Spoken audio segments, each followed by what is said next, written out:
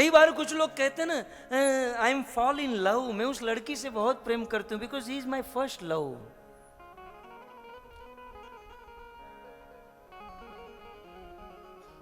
इस संसार में सभी जीवों का पहला प्यार उनकी मां मानी गई है। जब हमारा जन्म हुआ, जब हम छोटे थे, हमारी मां के अलावा हम 2 मिनट भी नहीं रह सकते थे। उस छोटे से बालक को आप कितना भी बड़ा खिलौना दे दो, भोजन दे दो, कुछ भी दे दो, लेकिन फिर भी वो तो रोता रहेगा क्योंकि उसे मां चाहिए।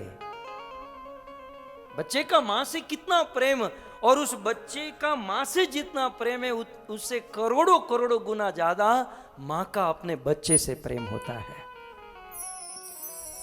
हमारे गुरु महाराज कहते हैं कि भगवान की छवि इस धरती पर किसी में उतरी है तो वो माता में है।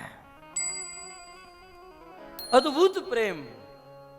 આપણે ત્યાં કવિઓએ બહુ સુંદર કીધું કે બારખડીના આખી બારખડીમાં पूरी वर्णमाला में यदि मां शब्द न हो तो वर्णमाला अधूरी मानी जाएगी।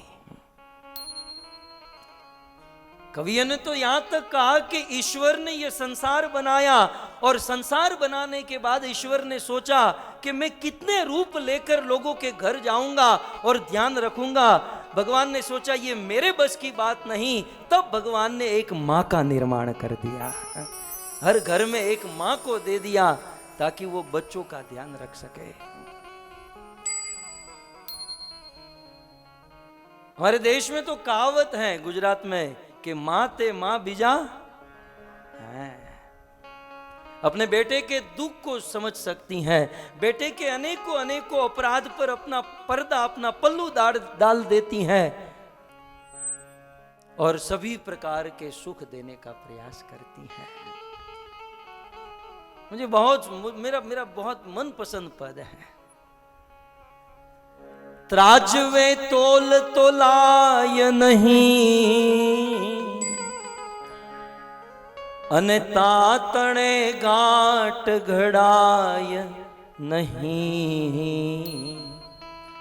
आखा ब्रह्मांड मां मुलवाय बधू माना हैया ने मुलवाय नहीं। आखा ब्रह्मांड मां मुलवाय बधू पण माना हैया ने मुलवाय नहीं। इस ब्रह्मांड में सभी वस्तुओं का तोल मोल कर सकते हैं, सभी वस्तु की कीमत लगा सकते हैं, लेकिन मां के हृदय की कीमत इस धरती पर कोई लगा नहीं सकता, क्योंकि मां मां होती है। अपने छोटे बच्चे को पालने के लिए अपनी जवानी बर्बाद कर देती हैं, उसे 9-9 महीने तक गर्भ में रखती हैं, असह्य प्रसव वेदना सहन करती हैं। मां मावलड़ी जेम गावलड़ी। कवियों ने मां की उपमा गाय के साथ दी है। गावलड़ी जेम मावलड़ी ई बटकू खाई दिवसो गाळती हती तेम छताई बहुत कम खुद भूखी रह जाती हैं, लेकिन अपने बच्चों को खिलाती है मां। हमारे सौराष्ट्र के संत कवि काग ने तो यहां तक लिखा कि एक मां बूढ़ी हुई और बूढ़ी है, साक्षात यमराज के दूत उनके सामने खड़े हैं, लेकिन फिर भी प्राण नहीं निकल रहा है।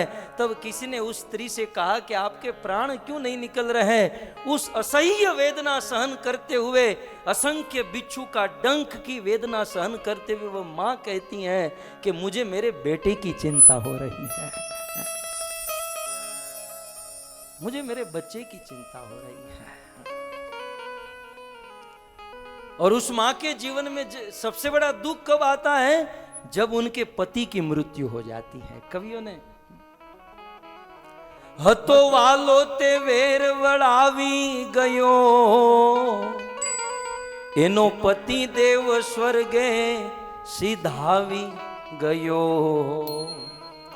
વન વગડામાં એને રજળાવી ગયો, વન વગડામાં એને રજળાવી ગયો। पति की मृत्यु हो गई। पति पाछड़ एने मरવું હતું। इतिहास खोलिए, पांडु की मृत्यु हुई तो कुंती को जीना नहीं था। राम ने सीता को त्याग दिया, सीता को जीना नहीं था। कोई स्त्री अपने पति के अलावा जीना नहीं चाहती। पति पाछड़ एने मरવું હતું, तेम छताई एने जीवવું પડતું હતું। कारण एना खोळाમાં बाळक रमતું હતું, एना खोळाમાં बाळक रमતું હતું। एक मां जिनके पति की मृत्यु हो गई, संसार कुछ काम का नहीं और पति के पीछे मैं सती हो जाऊं, मर जाऊं, लेकिन संसार की नाव में डूबने से अच्छा है कि पति के पीछे मैं सती हो जाऊं, संसार के ताने सुनूं, दुनिया के दुख को भोगतूं। लेकिन क्या करे, परवश है, मरना तो था।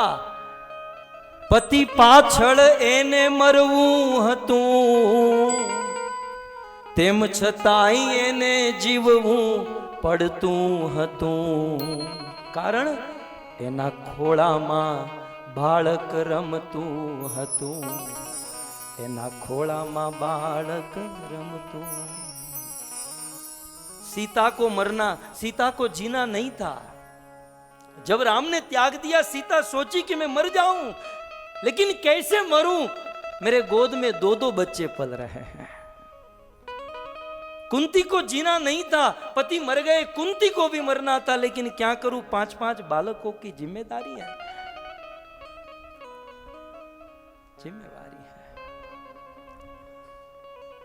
संसार के सारे दुख को सहकर अपने बच्चों को सुख देती है मां।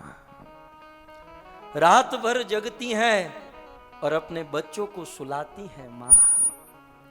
बच्चा कभी गंदगी कर दे, लेकिन फिर भी कभी घृणा नहीं होती है, बड़े प्रेम से अपने बच्चे को साफ करती है मां। दुनिया में ये कार्य एक मां ही कर सकती है, जिसका कोई तोल या मोल नहीं कर सकता।